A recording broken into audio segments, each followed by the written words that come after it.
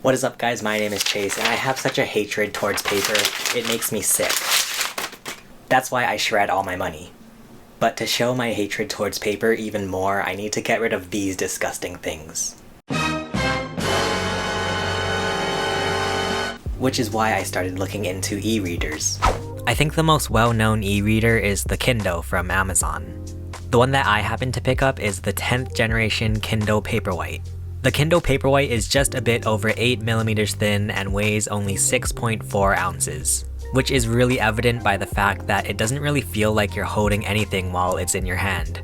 And listen, I'm one of these Apple sheep people, aka irrelevant, but I feel like I've been spoiled by Apple's high quality products at an even higher price.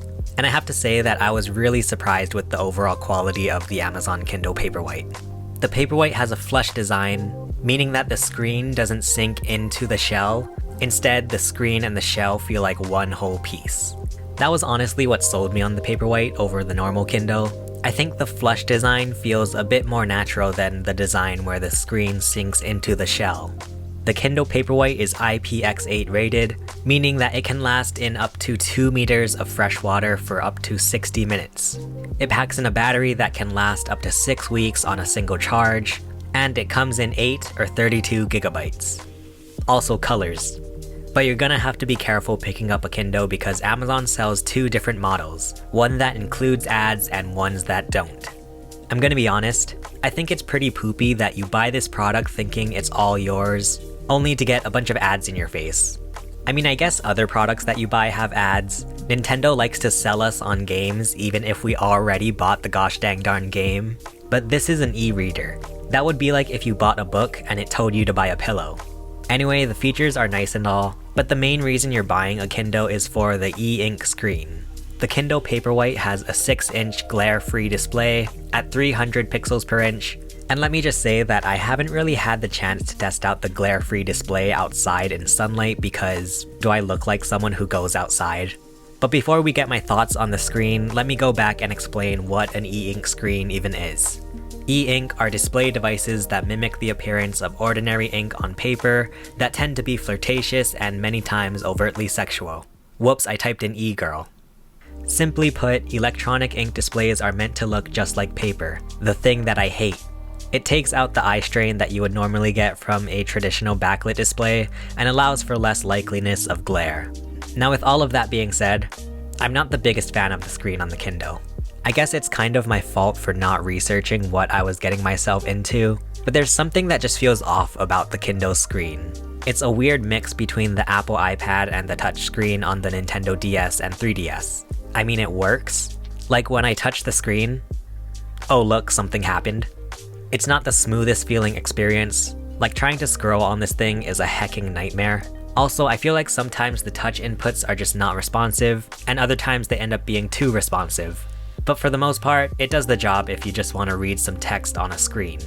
As for how it looks, I'm also not the biggest fan. Again, I am the worst type of consumer that does not research the products I'm buying, but apparently it's typical for e-ink screens to have this ghosting effect.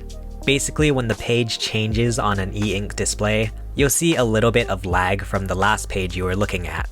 This is done to maximize the lifespan of the display while reducing screen burn-in.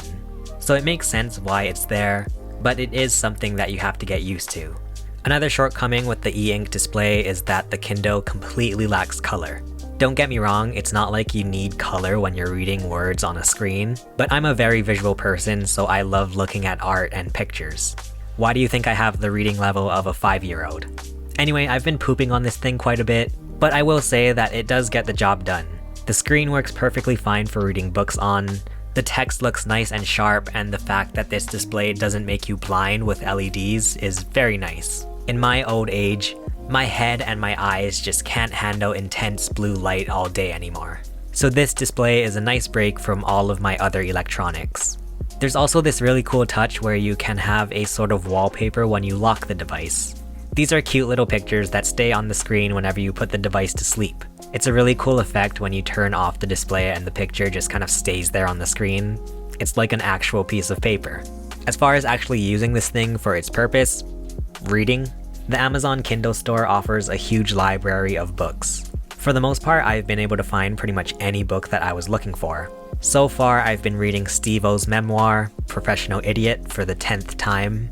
And I also picked up The Catcher in the Rye because that was one of my favorite books from my childhood. Yeah, I read The Catcher in the Rye when I was 10 years old. No wonder I turned out like this. Actually, getting the books on the Kindle is pretty seamless for the most part. I like that your library basically just syncs across all of your devices. So if I buy a book on my Mac, for example, it automatically pops up on my Kindle. So does it do books? It does do books. Overall, the Kindle Paperwhite is a nice compact little e-reader. You get all of the necessities for reading electronic books, plus some extra features that are nice to have, such as waterproofing. There are some little quirks about the display. Using it as a touchscreen isn't the best, and the fact that it's all black and white is an unfortunate shortcoming. But I mean, it does its job.